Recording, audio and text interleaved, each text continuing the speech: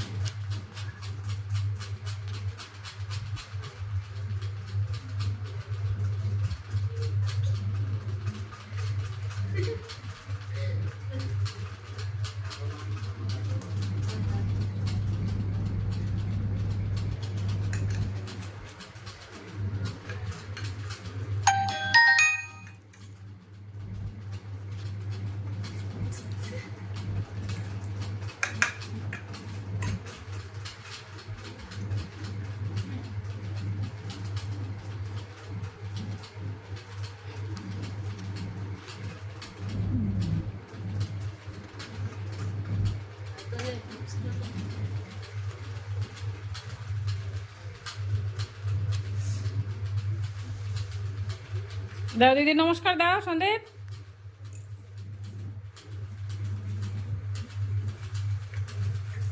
দিদির গিফট দাও।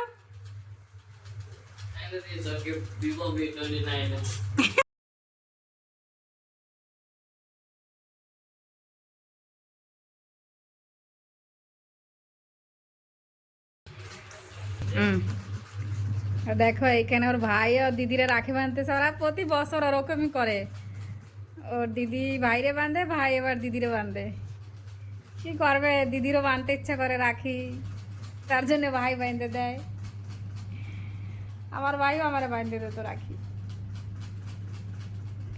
আগে তো ফুল ফুল রাখি থাকতো না, তো বড় একটা ফুল রাখি আমার হাতে বেঁধে দিত আমার ভাই, আমি কি খুশি হয়ে যাইতাম রাখিটা দেখে।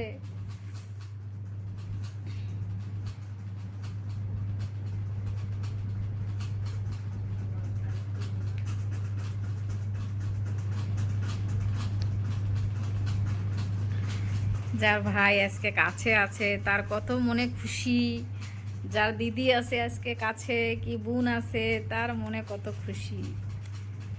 আজকে তো মনটা খুশিতে,